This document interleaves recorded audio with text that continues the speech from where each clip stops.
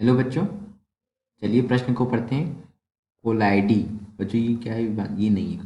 क्या लिखा है बच्चों? देखिए, कोलाइडी कणों पर विद्युत आवेश किस प्रकार उत्पन्न होता है। तो चलिए बच्चों, देखते हैं मुख्य अवधारणा। मुख्य अवधारणा। देखिए बच्चों, पहले हम ये समझते हैं कि जो कोलाइडी कण होते हैं, कोलाइडी कण, उनमें कोलाइडी कणों पर क्या होता है? विद्युतीय आवेश होता है। विद्युतीय आवेश। इसका मतलब क्या हुआ? इसका मतलब ये हुआ कि सभी कोलाइडी कणों पर क्या होता है? एक समान आवेश होता है। सभी कोलाइडी कणों पर एक समान आवेश। जब एक समान आवेश होगा तो इनमें क्या प्रतिकर्षण होगा? हाँ, होगा।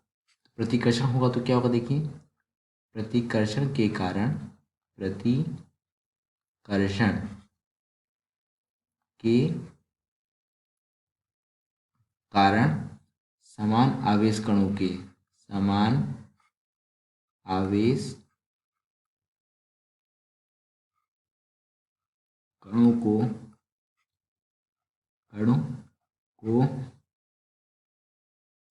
कहाँ रखता है? परिक्षिप्त परिक्षिप्त प्रावस्था में। परिक्षिप्त प्रावस्था में रखता है। अब इसमें देखिए बच्चों, ये मैंने आपको थोड़ा सी बेसिक डिटेल्स आपको बता दी, जानकारी दे दी कि मुख्य अवधारणा क्या है कोलाइडी कणों की।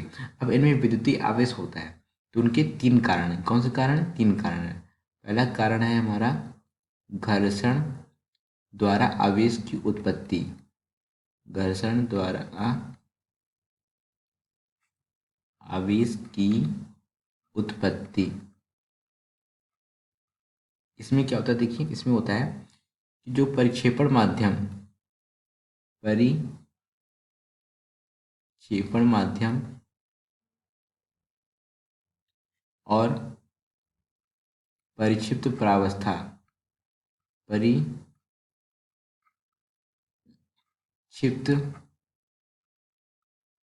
प्रावस्था में परस्पर घर्षण के कारण परस्पर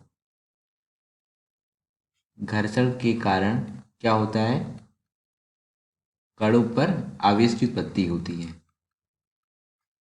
कणों पर आवेश की उत्पत्ति होती है।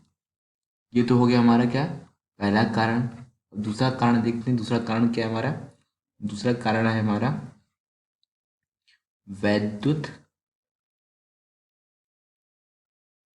द्विपरत द्विपरत सिद्धांत।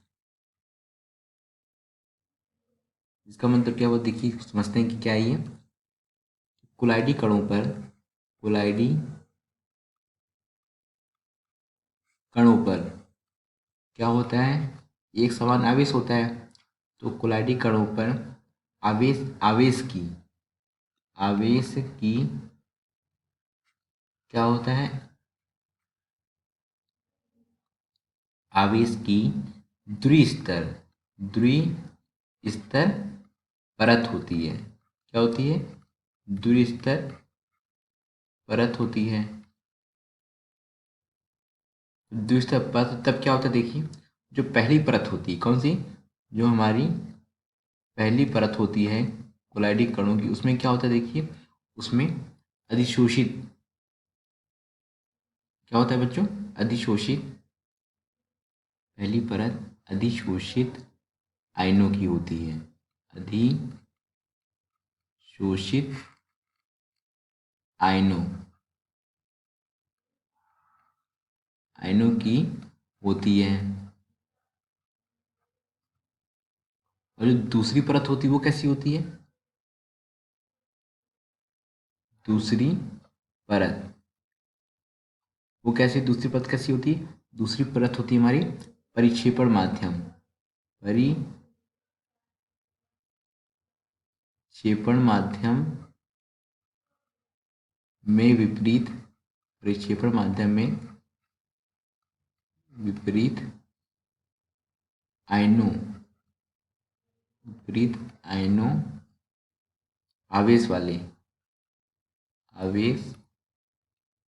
वाले आयनों की होती है, आयनों की होती है, जिसे क्या कहते हैं? जिसे हम कहते हैं विसरित परत। क्या कहते हैं? विसरित परत। इंग्लिश में बोलते हैं डिफ्यूज्ड लेयर, जिसे हम विसरित परत कहते हैं। ये तो हो गया बच्चों हमारा दूसरा कारण। अब हम देखते हैं तीसरा कारण क्या है हमारा। तीसरा कारण है हमारा सतह के समूहों के आयनीकरण द्वारा। सतह के समूहों के आयनीकरण द्वारा।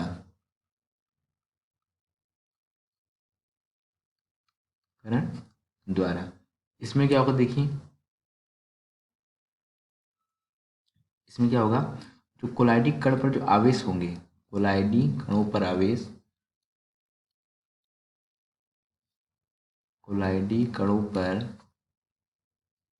जो आवेश होगा, आवेश पृष्ठ पर उपस्थित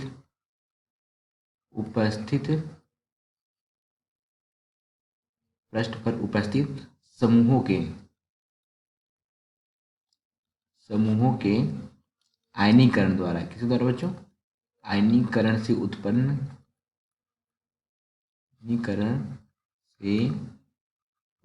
होता है। तो जो ये समूह होंगे, क्या होंगे?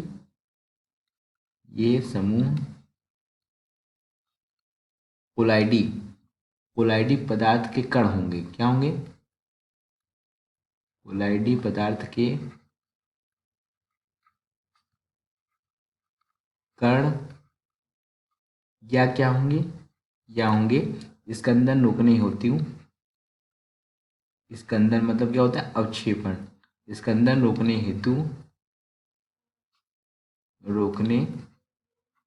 हेतु मिलाया गया कोई वैद्युत अपघट्य, मिलाया गया कोई वैद्युत अपघट्य।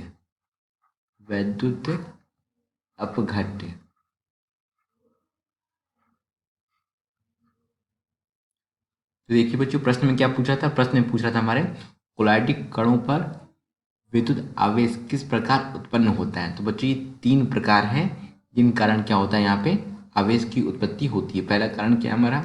घर्षण द्वारा आवेश की उत्पत्ति। दूसरा हमारा वैद्युत द्विपरत सिद्धांत। तीसरा कारण है हमारा सतह के समूहों के आयनीकरण द्वारा। इन 3 कारणों से क्या होता है? कोलाइडी कणों पर आवेश की उत्पत्ति होती है। आशा करते हैं आपको समझ आया होगा। धन्यवाद।